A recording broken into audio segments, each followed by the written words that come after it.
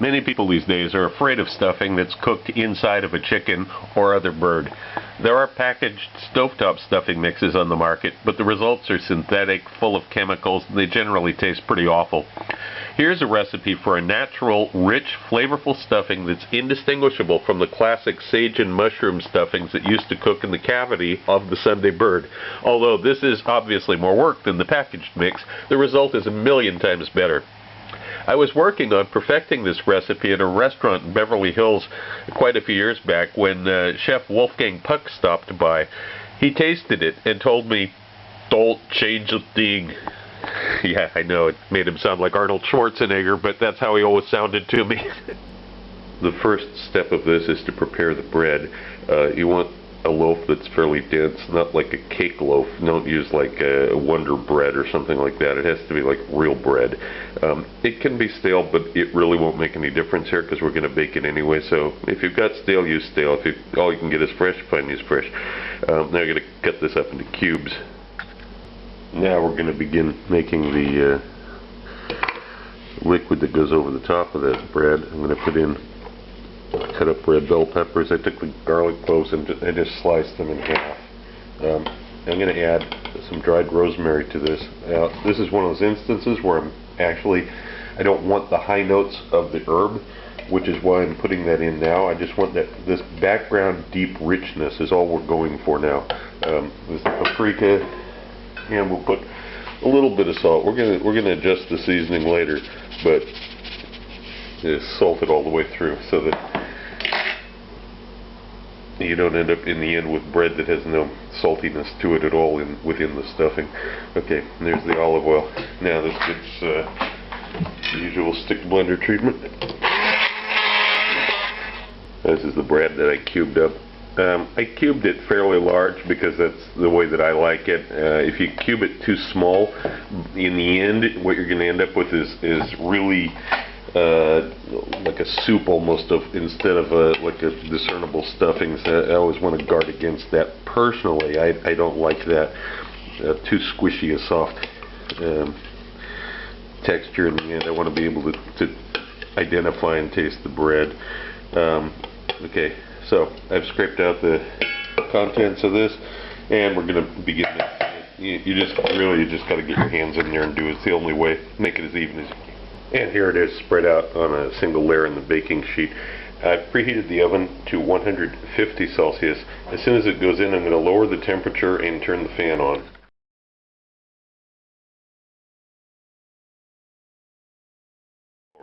You can play around with these proportions, up and down.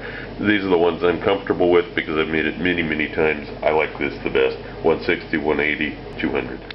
While this is in the oven also, you've got plenty of time, hopefully you get plenty of time, to cut up your vegetables, the celery, the mushrooms, and the onions. You can cut them into reasonable sized chunks, like half-inch. Bread is still toasting in the oven. I'm going to begin cooking the other ingredients.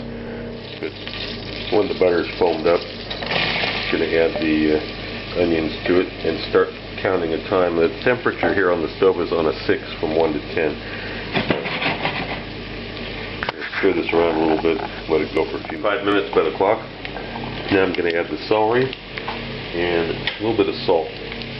You have to be careful not to over salt this, but you want to make sure that the celery has some salt in there to break it down. The salt will exude moisture from the celery and from the onion, but you want to make sure that the celery is soft in this. You don't want it to have nasty hard chunks in the end. So stir it around once in a while a little bit, let it keep cooking. Okay, it's now been 8 minutes since I added the celery. Now I'm going to add the mushrooms. And the same routine, stir them around once in a while, let them continue to cook. It's been just over 13 minutes so far, but you can, after you do this a couple times, you can just use your own judgment, just look at it.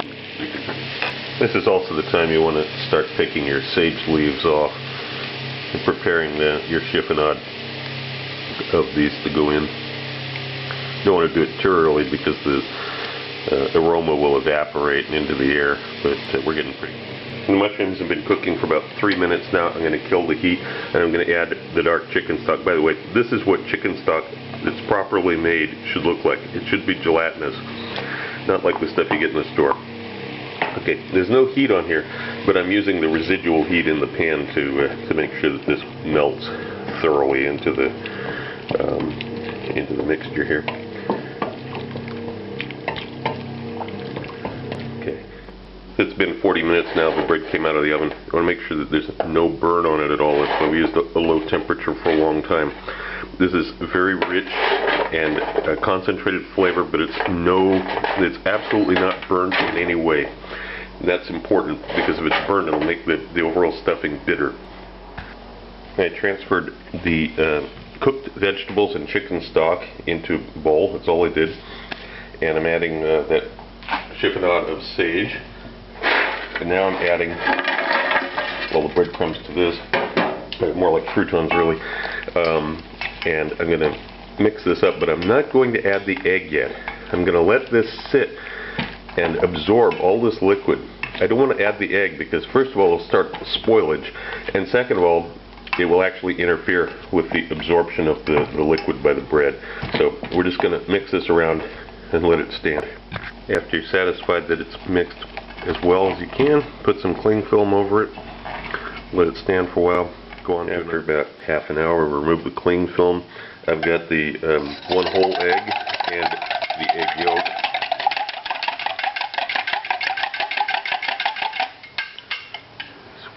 This up a little bit first. Make sure it breaks up. And I'm also going to put a little fresh ground white pepper on this too. Remember, it's had no pepper added so far. Okay. Now we're going to stir this up and get ready to start baking it here. Take a ceramic baking dish. I'm going to put some butter and rub the bottom of it with butter just to make sure it doesn't stick. Because you got egg and bread in there, it's kind of classic for sticking to the pan as it's baking. Okay, put the mixture in here. Make sure you get everything. Smooth it out. Now for the first period of cooking, I'm going to cover it with foil. This will make sure that the bread doesn't end up drying out and turning chewy, which is something you want to make very sure to avoid, because nobody likes chewy stuffing. Okay, it's going in the oven for the first period.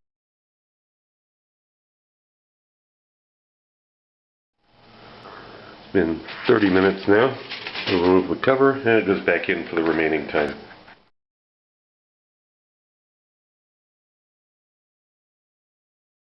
This is 10 minutes after it's been in the oven without a cover, and I'm going to sprinkle some vermouth on it, dry vermouth. Don't have to do this, but it's a nice touch. And now it's going to go back in the oven.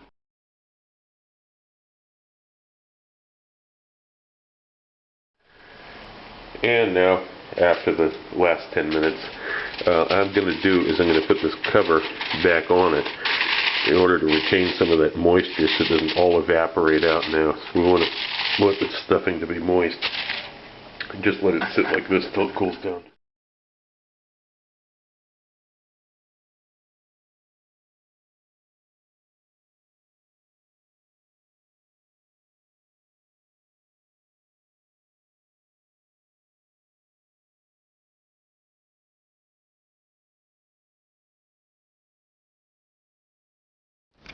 Also look for my cocktail book, Cocktails of the South Pacific and Beyond, Advanced Mixology, available through Amazon online.